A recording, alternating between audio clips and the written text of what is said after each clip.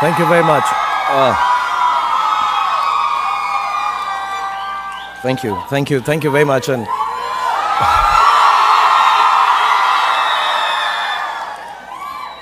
thank you very much. It's really nice to be here, and I love you too. Yeah. Good evening. It's really nice to be here finally. Yeah, it was a long flight. Thank you, Neeta, for getting me here. Thank you, Isha, for having me over here. And we were detained at the airport as always for an hour and a half, which was nice. Yeah, it always happens. It's nice. You know, whenever I start feeling too arrogant about myself, I always take a trip to America.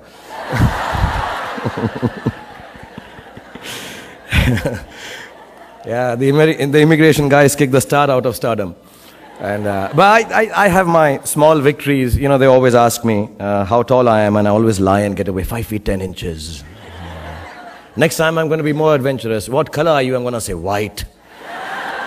Yeah, well, okay. So I'm supposed to be serious here because this is for students and kids. So first of all, let me just thank the faculty and students of the Yale University, fellows of Timothy Dwight College and the Chubb Fellowship, and Master Jeffrey Brenzel for being so kind. Thank you.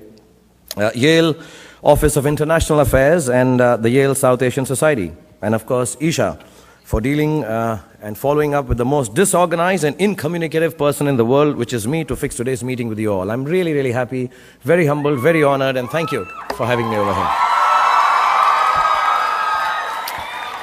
Okay, I have memories of, I've been here before. 5 years ago, I was here in Yale. I was doing the song. Some of the shots, you know, the ones at the graveyard, they were shot here. And no, I'm being honest here. And it was very cold. It was, I think, 5th or 6th of December. It was snowing here. And I remember I was doing a song from Kabhi Alvida Na Kehna in the middle, yeah. And I was trying to kiss Rani Mukherjee while mouthing the words. We do that in Bollywood for all the guys who don't know how it is. Yeah, we sing songs and we try to kiss girls at the same time. And I'm being honest, my mouth froze in the middle of Kabhi Alvida Na. Yeah, I had a lockjaw, yeah. So I'm hoping my second outing to Yale is a little better, because otherwise it just won't sound right if I was to get stuck on. I don't know what you guys call yourselves, Yale tides, Yalers. Yeah, that. I hope I don't get stuck at yeah and go beyond that. Eh? So I was told not to dwell too much on my movies when I spoke to you. I am to give you an inspirational talk, tell you stuff you can think about when you leave this room. Now that worries me, it gives me performance anxiety. About 1,500 of you here, hoping to hear words of wisdom from this sexy, desirable man who couldn't kiss a girl last time he was in Yale because it was too cold. But I want to tell you right in the beginning, I'm not that guy. I'm sexy and desirable, but I'm not about to leave you any more inspired than you were when you walked in here. And I did this lame joke on Google. Yes, I go to Google and search everything there. Even my next script I'm searching on Google now. And the joke was like this: a dying man gasping for breath desperately gestured to the priest by his side for a piece of paper. With great effort, he then wrote a few words on it, handed it to the priest, and passed away. The priest kept the paper in his pocket and forgot all about it until the final service. Here he suddenly recalled the dead man's last scribble. Unfolding the paper, he told the funeral congregation that he was about to read great words of inspiration from the dying man. He opened the paper. The piece of paper had these words on it: "You are standing on my oxygen tube, you fool." So I'm going to be kind of like that priest. Don't expect words of wisdom from me. I'm just going to tell you my life's journey in very simple words, and which may not leave you inspired, but will help you survive this life. And if you can do that, kids, if you can survive, happiness, creativity, and success will follow on its own.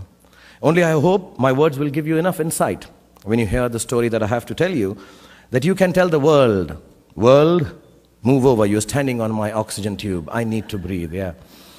So journeys can be defined by age and time, or even by destinations, as most often they are.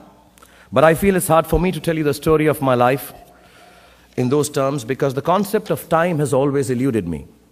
The day my father died seemed longer than my entire childhood.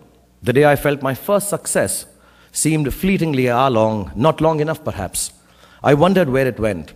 Even the cycle of time confounds me. I work the dark until sunrise on most days and fall asleep as the world awakens to light.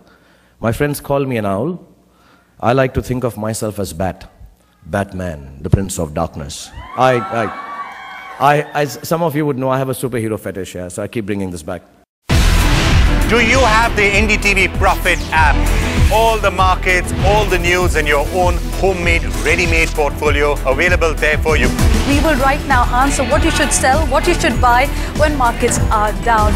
Download at ndtvprofit.com/apps. Get the best app from the channel you trust.